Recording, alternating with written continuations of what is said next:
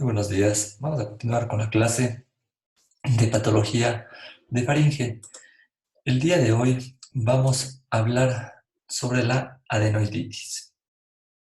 Bueno, recordar de que existen dos tipos de adenoiditis según su evolución: la adenoiditis aguda y la adenoiditis crónica o hipertrofia adenoidea. Ya. Entonces, comenzamos con lo que es la adenoiditis aguda. Antes de empezar, recordarles que las adenoides se encuentran en la pared posterior superior de la nasofaringe, ¿sí? A este nivel. Recuerden de que existe una gran relación con el orificio de la trompa de Eustaquio, que está en la pared lateral. Entonces, se relaciona mucho la patología de adenoides con patología del oído medio, ¿sí? Entonces, decimos que la adenoiditis aguda es una inflamación infecciosa transitoria de la amígdala faríngea o de las llamadas adenoides, ¿no es cierto? Decimos que esto es netamente un proceso pediátrico, ya que las vegetaciones adenoideas remiten de una forma drástica a partir de los 9 años de edad, por lo que se dice que es un proceso netamente pediátrico. Y cuando existen problemas de las adenoides, como les dije, afecta con frecuencia el orificio de la trompa de Eustaquio, por lo consecuente afecta al oído medio, provocando otitis medias agudas o otitis medias a repetición. Sobre la etopatogenia, hablamos de que esta adenoiditis primero empieza como una infección netamente viral. El principal patógeno a este nivel es el rinovirus y con frecuencia precedida de una rinitis vírica. Es decir, que el paciente puede empezar con un resfriado común y si esto evoluciona puede afectar a la adenoides y producir una adenoiditis aguda. Si este proceso se sobreinfecta, va a pasar a una sobreinfección bacteriana en donde las causales son bacterias en sí locales como el Streptococcus pyogenes, Streptococcus pneumoniae, Haemophilus influenza y Staphylococcus aureus. Muy bien. Entonces, ¿qué es lo que sucede en la adenoiditis aguda? ¿Cómo se hace la sintomatología? Un paciente, los niños, empiezan con un resfriado común.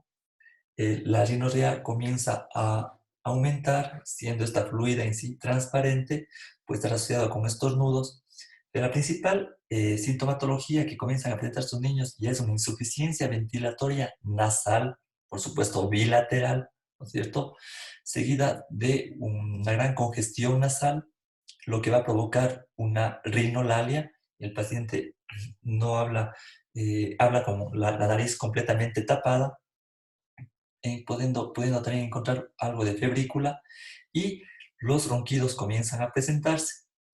Y algunos pacientes comienzan ya por esta obstrucción nasal, comienzan a tener una respiración por la boca, ¿sí? Respiración vocal. Si el paciente no es diagnosticado, no es tratado a tiempo, esto se puede sobreinfectar.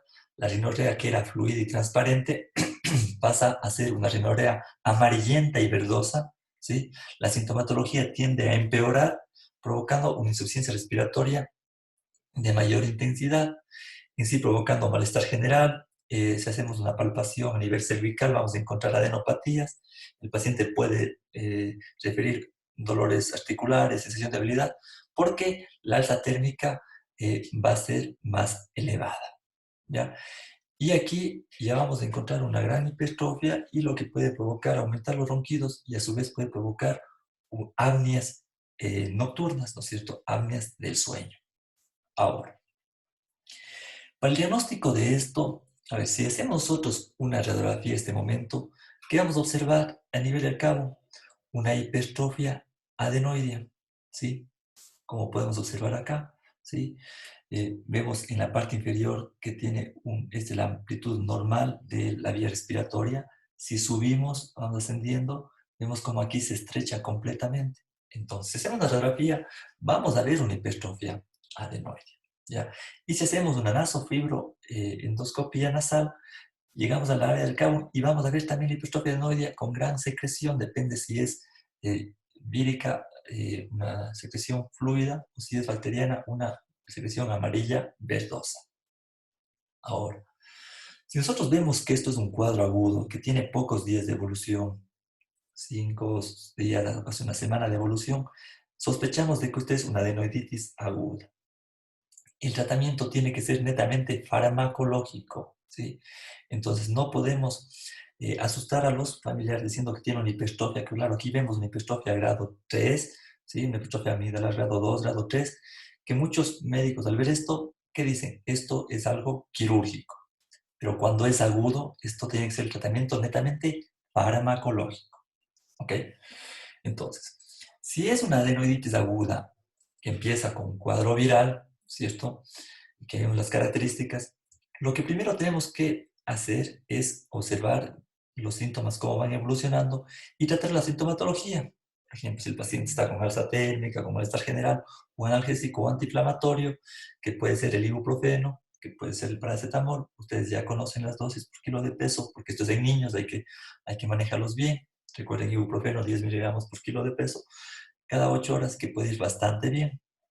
O algún antihistamínico de elección, que puede ser cetiricina, loratadina, deloratadina, levocetiricina, y manejarlo para que el paciente vaya mejorando. Y muy importante, hay que hacer lavados nasales isotónicos, ¿sí? Con suero fisiológico en las fosas nasales, que esto va a mantener una adecuada limpieza y va a mejorar la secreción nasal y la congestión del paciente, mejorando en sí los síntomas. Y nos podemos ayudar también con corticoides intranasales, como el mometasona o fluticasona intranasal, después de realizarse los lavados nasales. El paciente debería mejorar. Hay que controlar en 48 a 72 horas a este paciente, ver cómo evoluciona y ver si mantenemos el tratamiento o la infección se sobreinfectó. ¿Qué pasa si se sobreinfectó? Entonces hablamos de que ya es una infección en sí bacteriana. Necesitamos a todo el tratamiento que le dimos, como son los lavados nasales, el antihistamínico, los analgésicos, el corticoide intranasal, acoplar un antibiótico. ¿Por qué? Porque muchas veces estas infecciones ya vienen acompañadas de infecciones a nivel de las amígdalas palatinas también, o a nivel de infecciones a nivel del tracto bronquial, como una bronquitis, o infecciones en el oído por la gran hipertrofia y que bloquea la trompa de Eustaquio, provocando otitis medias a repetición. Lo que el cuadro clínico se exacerba y la temperatura está mucho más elevada. Entonces, de elección, amoxicilina más ácido clavulánico o la cefalosporina, la cefuroxima puede ser una muy buena opción, ¿sí? Y si es alérgico a la penicilina, podemos dar macrólidos. Recomiendo no dar la citromicina. La citromicina está causando mucha resistencia. Entonces, lo que podemos, una alternativa aquí, podría ser la claritromicina. Entonces, así diagnosticamos la adenoiditis aguda, el paciente va a mejorar y va a volver los síntomas a estar, perdón, así va a ser el paciente asintomático y va a recuperar su respiración nasal, el paciente va a estar sin fiebre y disminuirán los ronquidos del paciente. Vamos con la hiperplasia de la amígdala faríngea o la adenoiditis crónica. Hablamos de adenoiditis crónica cuando hay una afección inflamatoria y séptica de la amígdala faríngea. La misma que se caracteriza por tener cambios tisulares y estos cambios van a ser irreversibles, provocando fibrosis, necrosis o destrucción del trama linfoideo y epitelial. Y por consecuencia, esto va a provocar una proliferación bacteriana en el estroma de la amígdala faríngea, lo que va a hacer de que esta amígdala ya no tenga su tamaño normal, sino que quede con una hipertrofia, hiperplasia de la amígdala faríngea. ¿Sí? Entonces recuerden que la amígdala faríngea, también llamado como vegetaciones adenoides, esta patología nuevamente es típica en niños, ¿no es cierto? Pero la adenoiditis crónica o hipertrofia eh, adenoidea, esta va a provocar más que nada problemas mecánicos que inflamatorios. Esto se va a producir porque existe una expresión intensa de la actividad de los órganos linfoideos, ¿sí? Y al hipertrofiarse va a bloquear las fosas nasales bilateral, ¿sí? Y lo que va a provocar otras patologías secundarias como son patologías del oído medio. Entonces, cuando este problema ya no es algo agudo, es un paciente que el familiar le va a decir a usted de que el niño ya viene con este problema, un mes de evolución, que mi hijo está respirando solamente con la boca abierta, tiene problemas de infección o dolores del oído a repetición, tiene mal aliento, ¿sí? En las noches va a tener apnea del sueño, el paciente se va a despertar, ¿no es cierto? Pero ya esto ya no es un cuadro agudo, es algo ya crónico de mucho tiempo de evolución, que es muy importante despertar. Entonces, el niño en la escuela va a estar con somnoliento, no va a rendir 100% en sus clases, ¿no es cierto? Porque no tiene un sueño adecuado por las apneas que está provocando esta hipertrofia eh, adenoide. Entonces, en la hipertrofia adenoidea es muy importante este cuadro porque aquí sí vamos a hacer una radiografía de Cavum y nos va a permitir valorar el grado de hipertrofia que tenga la amígdala, ¿sí? Entonces, si no existe hipertrofia amígdala adenoide, grado 0. Si hay una obstrucción del tejido adenoide del 23%, grado 1. Todavía persiste, el paciente se ventila normalmente. Si existe un grado 2 y hay una obstrucción del 66% y hay problemas en este paciente, ¿sí? O sea, hay que valorarlo a ver si necesita un tratamiento para ese tipo de problema. Pero si existe un grado 3, una obstrucción completa del 100%, ¿sí? Este paciente va a necesitar ya un tratamiento quirúrgico. Quiero repetirles esto que es muy importante. Esto se realiza o se valora cuando es una adenoiditis crónica, adenoiditis aguda. Podemos valorar igual qué grado es, pero recuerden que la adenoiditis aguda, primero hay que hacer un tratamiento farmacológico, ¿sí? Entonces, no pensar que una adenoiditis aguda, una radiografía y le veo una obstrucción grado 3, operémosle. No, hay que primero realizar el tratamiento. Okay. Son los signos y síntomas de la adenoiditis crónica. Tenemos una insuficiencia respiratoria nasal bilateral, que es muy importante, ¿sí? Una rinorrea espesa bilateral, la litosis matutina, como les dije, la rinorragia crónica ya de mucho tiempo, el niño se acostumbra a hablar con la nariz tapada y le van a ver cómo pasa con la respiración bucal, con la boca abierta casi todo el momento, ¿sí? Va a producir ronquidos y apneas, ¿ya? Y el paciente ya vamos a descubrir esta famosa facies adenoidea. Esta famosa facies adenoide está caracterizada por tener una cara alargada y estrecha, una retroposición mandibular, un paladar ojival y una mala oclusión dental, ¿sí? Y también vamos a encontrar problemas ópticos de repetición, otitis medias agudas o crónicas ya, o recurrentes, que es frecuente en estos pacientes, y problemas de cefalea. Esta cefalea puede deberse a que la hipertrofia adenoidea hace que la secreción espesa quede dentro de las fosas nasales y esto produzca secundario una etmoiditis, es decir, una sinusitis a nivel del etmoides. Entonces, etmoiditis a repetición, que también puede causar este tipo de patologías. Se dice que existen pacientes que tienen una etiopatogenia, eh, es decir, que existen características en los pacientes que están más propensos a que tengan esta hipertrofia adenoide. Sobre estos factores, estos múltiples factores, tenemos uno de ellos es el factor constitucional. Se dice que niños con un hábito constitucional asténico adenoideo, ¿sí? Es decir, que tienen una escasa masa muscular, que tienen una estructura craneal estrecha, es decir, que son leptosómicos, ¿sí? Y que tienen un desarrollo excesivo del tejido linfático a nivel de las axilas, del cuello y de las ingles, tienen más probabilidad o están propensos a que les dé una hipertrofia adenoide. También cuando existe adenoiditis aguda de repetición, ustedes tratan una adenoiditis aguda con un buen tratamiento, un antibiótico adecuado, al mes nuevamente le vuelven a dar un buen tratamiento, hacen los cuidados necesarios pero nuevamente en 2 meses más le vuelve a dar otro tipo de infección. Estos están propensos a tener esta hipertrofia adenoides o ya hablar de una adenoiditis crónica. ¿Sí? Y también se dice que hay otros factores etiológicos como un desarrollo inmunitario deficiente en los niños.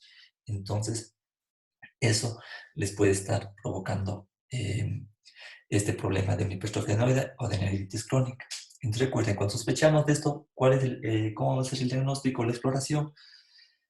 Si ustedes disponen o pueden derivar al médico para que le haga una nasofibroscopía flexible, se le puede hacer para valorar de una manera endoscópica, ¿no es cierto?, las adenoides, ¿sí?, para ver el tejido adenoide directamente. Pero si no podemos derivarlo, lo que tenemos que pedir es una RX de cabo, ¿sí? Acuérdense, la RX de cabo, que ya lo habíamos hablado, en la parte derecha tenemos una RX de cabo o una RX de perfil, en donde vemos que en la rinofaringe, ¿sí? Primero, me gusta a mí que para valorar una radiografía de cabo me voy a la vía aérea normal en la parte inferior, ¿no es cierto? Tiene esta dimensión. Si subimos, va a ir bastante bien y aquí no va a obstruir, no hay obstrucción a este nivel, vean. Entonces las adenoides están en un tamaño adecuado. Hablamos de una RX normal. Mientras que en este niño vamos en la parte inferior, vamos subiendo, subiendo, y vemos como aquí ya hay una estrechez, ¿sí? Entonces aquí hay una hipertrofia adenoidea. Creo que hablamos de una hipertrofia adenoidea grado 2, ¿cierto? Vamos con más ejemplos. Okay. Empezamos acá. Vamos a la parte inferior donde es una vía aérea normal, ¿no es cierto? Si ascendemos, pasa normalmente, o sea que no hay ningún problema. Aquí, en la rinofaringe, está completamente normal. Estamos súper bien. Al lado derecho, vamos a la vía aérea normal, subimos aquí un poco de estrechez, pero esto se debe a que están las amígdalas palatinas, pero bueno, seguimos subiendo y ya hay una disminución, ¿no es cierto? Un grado 2, una hipertrofia adenoidea grado 2. ¿Hay una disminución? Con respecto a esta de acá, sí, pero no completa. Hipertrofia adenoidea grado 1, grado 2. Vean ahorita la de acá también, este es el tamaño adecuado normal, seguimos subiendo y vean cómo se estrecha, ¿sí? Entonces, esto hablamos de una hipertrofia adenoide grado 2, grado 3. Es muy importante de que sepan valorar esto porque ustedes, como si están en su centro de salud, ¿no es cierto?, pueden solicitar una RX de cabo que lo pueden conseguir cerca y pueden ya valorar este tipo de hipertrofia. Recuerden que la RX se toma más para valoración de hipertrofia adenoidea crónica. En la aguda, no mucho se pide las radiografías porque con la clínica nos lleva mucho al diagnóstico y si tratamos, el paciente se va a recuperar rápidamente. Con respecto al tratamiento de la hipertrofia adenoidea crónica, es la amidalectomía. Entonces tenemos indicaciones absolutas como las apneas obstructivas del sueño, facies adenoidea, que habíamos ya hablado, fenómenos óticos frecuentes de repetición como la otitis media aguda, otitis media serosa, otitis media crónica serosa y la adenoiditis en la infancia. Es frecuente cuando el paciente necesita en sí realizarse una adenoidectomía. ¿Ya? Esto de las apneas obstructivas del sueño es muy importante como una indicación y eso hay que valorarlo. A futuro vamos a ver y hablar sobre las apneas obstructivas del sueño. Sobre las indicaciones relativas, esto hablar mucho con los familiares, a ver si este tipo de insuficiencia respiratoria en el paciente influye en el juego, es decir, que el paciente está haciendo actividad y se cansa con facilidad, no avanza, no puede hacer ejercicio físico, ¿sí? O presenta muchas adenopatías cervicales, también podemos pensar en valorar en realizar una adenoidectomía. Claro, dependiendo si tiene una hipertrofia adenoidea, grado 2 o grado 3. ¿Sí? Cuando es grado 3 y es crónico, hay que hacer la intervención quirúrgica.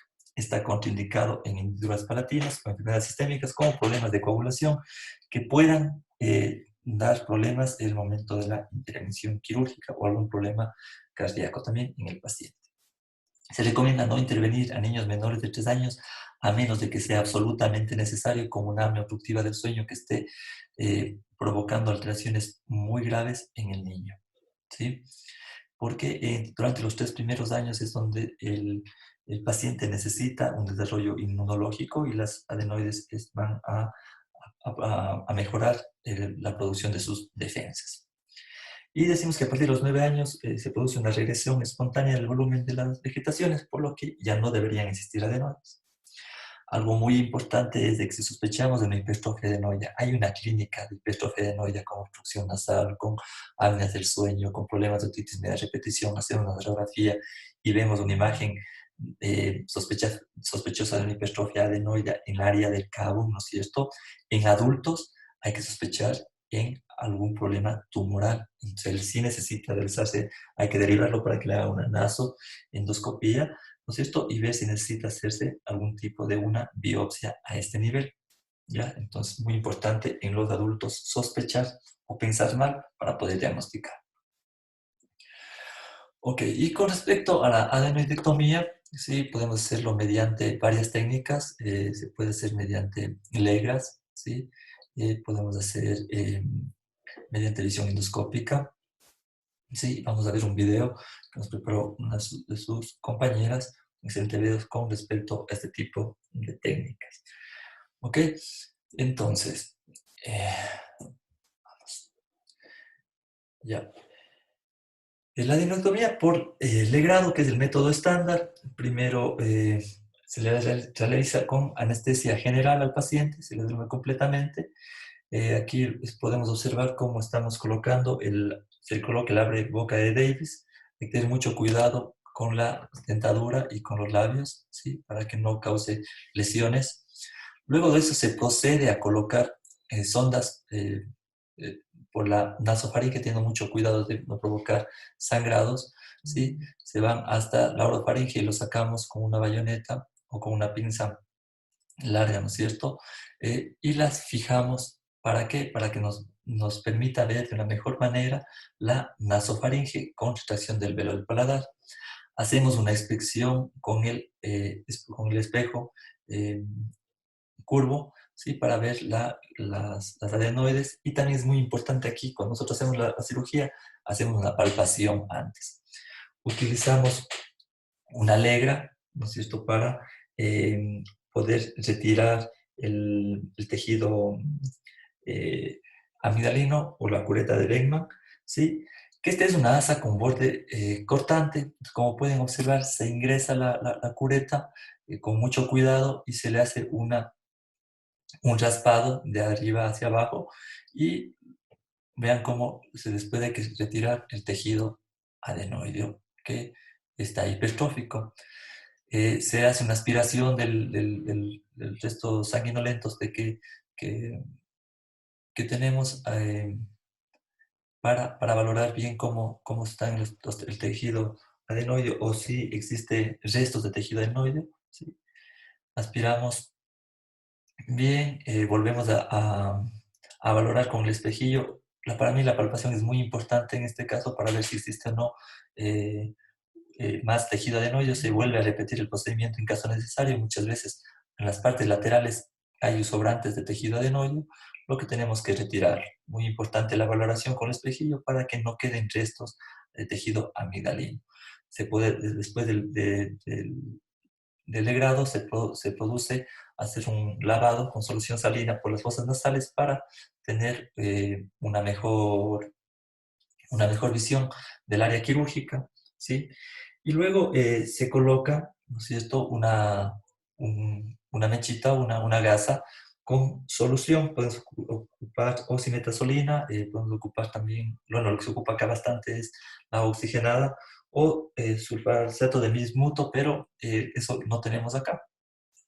Y así concluimos con la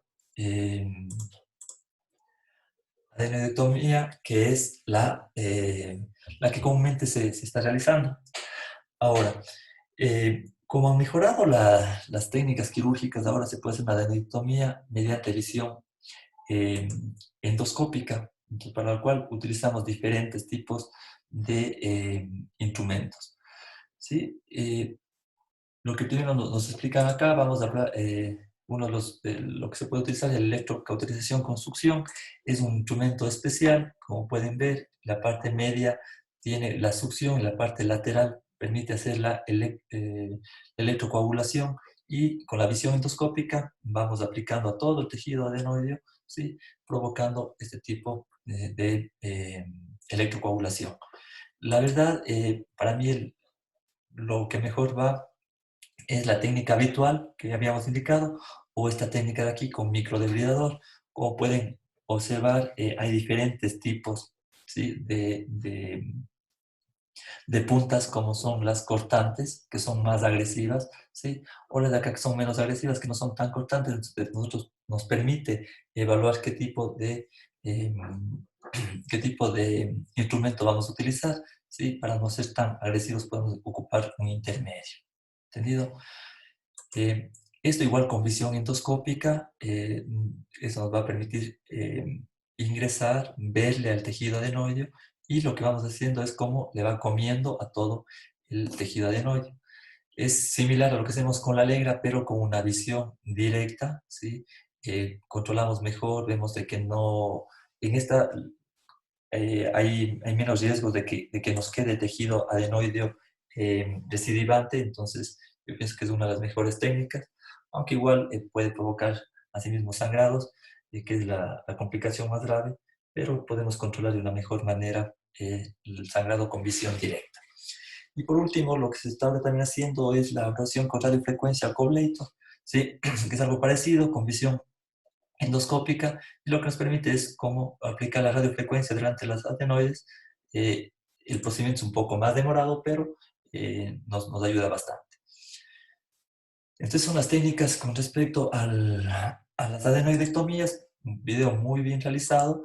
Recuerden de que lo que queremos hacer con la adenoidectomía es retirar todo este tejido adenoide hipertrófico, ¿sí? Que se puede hacer a través de la cavidad oral, mediante legras, mediante la coblator o radiofrecuencia que ya vieron, o mediante a través de la cavidad nasal con visión endoscópica y con los, el microdebridador, que como digo es una de las mejores técnicas. Entonces lo que queremos es retirar todo este tejido adenoideo que está provocando insuficiencia ventilatoria nasal y problemas ópticos a repetición, ¿sí? Y por consecuente, al haber hipertrofia aquí, se acumula la secreción y provoca sinusitis a repetición. Entonces, lo que nos quiere hacer la adenodectomía es retirar este tejido adenoideo y mejorar la vía aérea, ¿sí?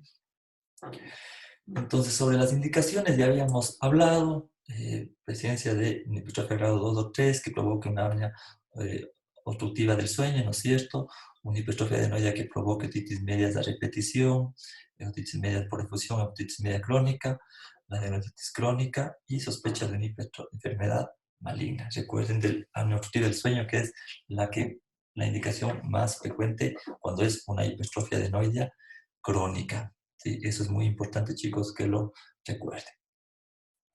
Sobre las complicaciones, existen complicaciones como todo procedimiento a nivel de la anestesia, arritmias, broncoespasmo, laringoespasmo y aspiración. La mayoría de procedimientos quirúrgicos en anestesia tienen este tipo de complicaciones que son muy importantes y que el paciente debe saberlo. A nivel del intraoperatorio hay que hacer con mucho cuidado para evitar problemas de heridas en el velo del paladar o a nivel de la mucosa faríngea. Cuando utilizamos el adenótomo, ¿sí? Hay que tener mucho cuidado cuando se hace el raspado y causar lesión a nivel de la musculatura faríngea, lesiones vasculares y hemorrágicas, ¿sí? O una luxación temporomandibular. Esto se da cuando utilizamos el abrebocas, ¿sí? Y hacemos una demasiada tracción que puede provocar una luxación temporomandibular en el paciente. Las complicaciones postoperatorias inmediatas, la hemorragia es una de las complicaciones más frecuentes, ¿sí? Broncoaspiración de sangre, infecciones, heridas a nivel de la úvula. ¿Por qué? Porque muchas veces pueden lesionar este tipo de estructuras, lesión del nervio glosofaringio y parálisis de los nervios hipogloso por comprensión o edema lingual secundario a la utilización del abrebocas, ¿no es cierto? Y postoperatorio tardía puede haber una insuficiencia del velo del paladar, estenosis nasofaringia por complicación cicatrizal, de que el paciente cicatrice de una manera adecuada y de que se estenose este nivel. Y recuerden de que las adenoides también puede haber una recidiva, ¿sí? Es una de las que puede haber una recidiva. Muy bien. Parece que Para terminar con las recomendaciones postoperatorias, ¿sí? Es importante mantener el ayuno entre 4 a 6 horas, ¿sí? Después de la cirugía. Hay que evaluar al paciente después de las 6 horas posterior a la intervención para ver de que primero tolere su alimentación, de que hay que hay una diuresis y lo más importante de que no exista alguna hemorragia, porque si no hay que reintervenir para hacer una valoración o cauterización de la misma. Analgesia, paracetamol, ibuprofeno, creo que por 5 días va bastante bien. A veces los pacientes, los niños no sienten dolor, pero es importante un poco de analgésicos de 3 a 5 días. Creo que va bastante bien. Reposo durante 7 días que no vayan a clases y actividad física limitada durante las 2 a 3 semanas. Yo recomiendo no actividad física durante un mes y le controlamos al paciente más o menos a los de 7 a 10 días para ver perdón, cómo ha evolucionado el paciente. ¿Sí? Entonces, con esto terminamos la clase. Espero que les haya quedado bastante claro eh, y estaremos avanzando con la materia en la siguiente unidad. Cuídense, un saludo, que les vaya muy bien.